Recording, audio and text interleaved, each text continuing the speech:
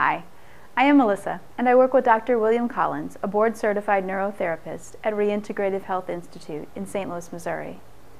Some of the more common questions people ask Dr. Collins are related to whether learning disabilities will go away over time without treatment. Will a child grow out of their learning disability?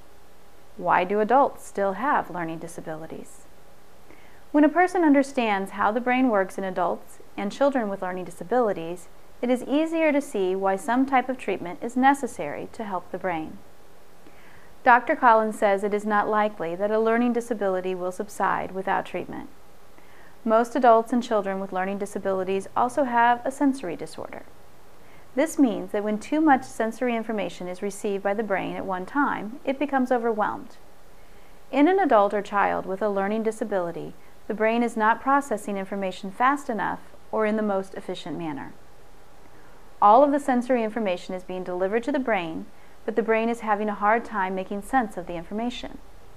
This overload shows in the person's face as they struggle to understand what is being said or attempt to follow directions. No matter how many times someone repeats the directions or the information, the brain is not translating the words into something understandable, and everyone eventually becomes frustrated. The brain will continue in this pattern unless it is shown a more efficient way of operating. Ultimately, the brain cannot independently fix itself. After neurofeedback therapy, children and adults with learning disabilities no longer need to struggle. They find that school, work, and social situations are no longer a problem. If you or someone you know is struggling with children with learning disabilities, children with ADHD or ADD symptoms, sensory integration dysfunction disorder, or any type of child discipline issues, check out our additional videos.